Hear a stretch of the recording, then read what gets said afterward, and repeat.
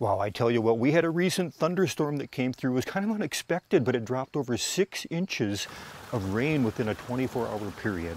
And our Swedish aspen was taken down by a wind gust. And it took me by surprise, especially because it was planted in a pretty protected area. Even though the top of it had gone above the roof line, it was just enough to bring it down. But the question is, are the fast-growing trees worth it to put into your landscapes for reasons like this? Now, I think part of the problem was the ground had become saturated very quickly, and then with that wind gust, they just don't quite have the integrity. But fast-growing trees are just a weaker tree in general. They're just a softer wood. So we're going to look at a couple different options and what I'm going to put back in here. Maybe a slower growing pyramidal tree. I've got 2 great options that I think would work well here because I really like that pyramidal accent, and it gave us a little bit of shade on one of our rooms up in the house there.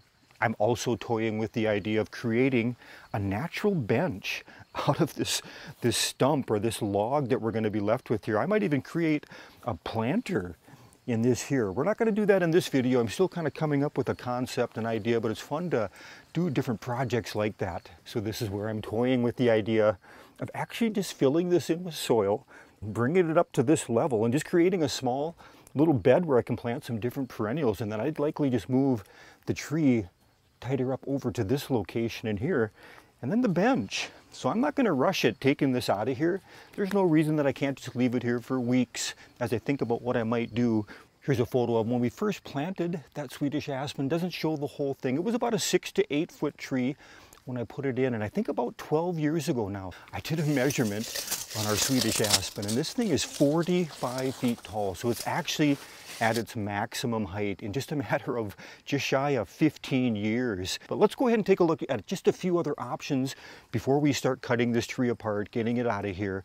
And the first one is a Parkland Birch. Now, this is one of my favorite birch trees. I love upright trees, but this is going to be a slower growing option. It's probably only going to get up into that 30 to 35 feet. And since it's going to grow a little bit slower in this location, it should have a stronger wood.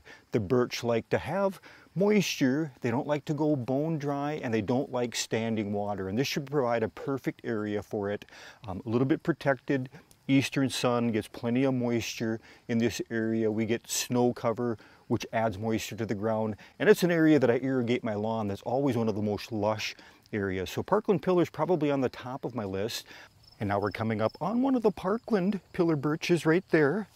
Look at that nice upright tree. I've got a couple growing in different areas, and believe it or not, this Parkland Pillar actually died back. I'm going to say about 5 years ago now. It died back completely. So I cut it off, was thinking I was going to put something else in here where some sprouts started coming, and this is how quickly it's regained its size just in a matter of 5 years. You know, and that was because it already had a pretty good established root system. Now, I do have a couple different Parkland Pillar birch in my landscape, but they're far enough apart that I think it would fit in that location just beautifully. But a nice foliage on the birch. They get that white bark. After the diameter gets to a certain size, usually about 1¼ inch, you'll see it start transitioning into that white bark. So it gives it some winter interest. Another pyramidal upright plant would be the Regal Prince Oak. Now, this is going to be even longer living. The oaks can reach, you know, over 100 years old, but the Regal Prince, long term, that can get up, I think, above 50 feet. But this one's done quite nicely. I wasn't sure if it's going to be hardy here. It leaves out quite late. It's one of the last trees to leaf out for me, sometimes into May. And just around the corner, let's give you a quick look at that Regal Prince Oak. That's been in there about the same amount of time that the Swedish Aspen, and you can see much slower growing. I would say that's half the height, maybe even only a third. So that's one of the great options for a slower growing tree, hardy to zone 4. Doesn't get a great fall color like some of the oaks, kind of more of a brownish yellow, but it's got a nice glossy foliage. And now that I've been talking about the pyramidal oaks, I'm going to have to look up and explore some of the other options for the pyramidal oak. This has kind of sparked my curiosity. I'd forgotten about them for a while. One other option, and this puts us back into the fast-growing, the mountain Sentinel aspen. And this is going to also be a little bit smaller tree than the Swedish aspen, only gets up into that 35-foot rather than the 45-foot height. But again, we're talking about a fast-growing tree, and never really dawned on me that how, okay, I put a fast-growing tree right next to the house, and so it's going to be weaker. So I think I'll probably opt for that Parkland Birch, just absolutely one of my favorite trees. Nice yellow fall color. It has taken out a couple of my key specimen trees back in here. This is one of the pine trees I've been growing in a container, and it's completely broken off that top there. My wife had some cannas. You can see there's the golden yellow foliage on that canna. We had 2 matching pots, and that's also, looks like that's been mostly destroyed. Luckily it's getting closer to the end of the season. We'll dig up those bulbs and overwinter them inside. And then our Technido arborvitae. You can see how it's laid down the branches here. And luckily the arborvitae's branches will snap back pretty quick. They have reaction wood. None of them have been broken, but the sooner I get this tree off, the better, and allow that to rebound. And I feel like I got pretty lucky, just a little bit of damage on that corner gutter. It grazed some of the shingles up there. But as I back up here now, it just created such a void. That's the thing about when you take out trees. Boy, if you take out big ones, you just don't expect how much you're gonna miss them, I think. They just create such atmosphere, such privacy, such shade. So just almost just a really naked corner now. But that's why we're anxious to get something growing in there again. That's just what we're used to.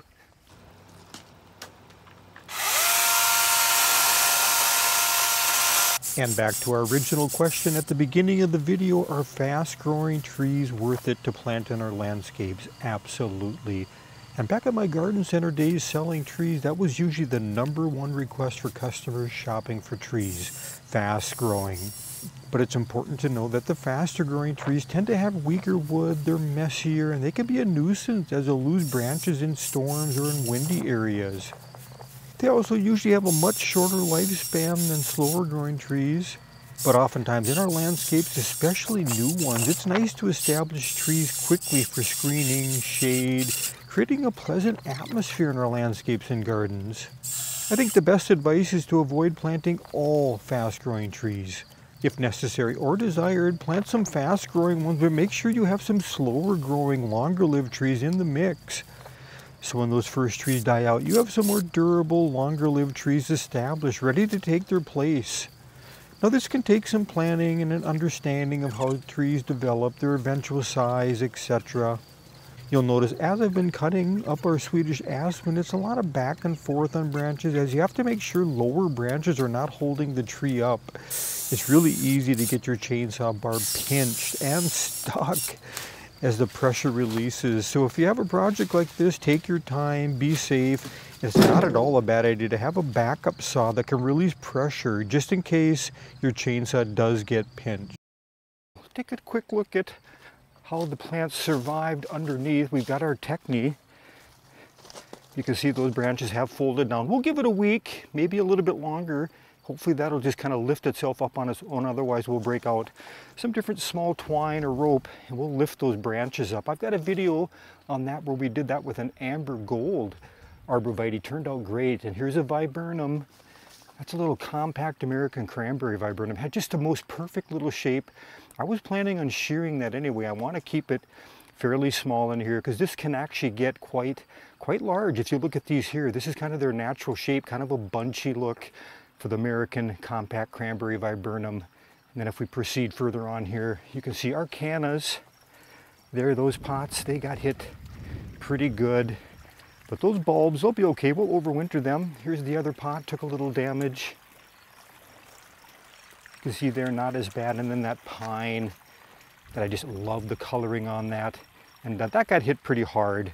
So we'll prune off anything that is remaining. Yep, yeah, there's the top right there. And as we walk back up here, I do want to mention that those electric chainsaws are actually really nice. When I first started using them, I didn't like the immediate on and off. With a gas-powered one, you can kind of feather it and slow the chain down. With an electric, it's pretty much immediate. You've got one speed, but once you get used to that, these are really just a dynamite little machine. So I highly recommend, you know, these high quality. This is a DeWalt electric one with a 60-volt battery. It's so much power. I like them way better than the chainsaws that are with an engine now. All right, we are down to our last branch, and I thought I was going to have to leave this, I thought it was supporting the pressure on the tree, but it's supporting itself just from what remains of the viable root system. But we're going to leave this, and I'm going to contemplate how we can turn this into a bench, whether I have to support it with a different type of structure. So keep an eye out for a video on that. If I do make a bench, I'll put a video out on that. And a couple other things I want to mention that came to mind as we're working on this. My wife wanted me to cut off some of the very tips of the tree. And what we'll do, we'll let these leaves dry up, fall off, and then we'll likely paint these in kind of a red or different festive holiday colors as we get towards Christmas. And we'll use them in our brush pots. So that's something you can do to recycle or reuse. And I think I'm going to go ahead and try to do something I've been meaning to do for years. I decided I cut up some of the bigger logs in about 3 to 4 foot sections. And I've always wanted to sporulate some of these different logs and grow our own mushrooms. And it turns out the aspen is pretty good for the oyster mushrooms. So that's something I'm going to hang on to these. We'll just put them out in the tree row, let them kind of dry up just a little bit, and then next spring we'll likely sporulate these.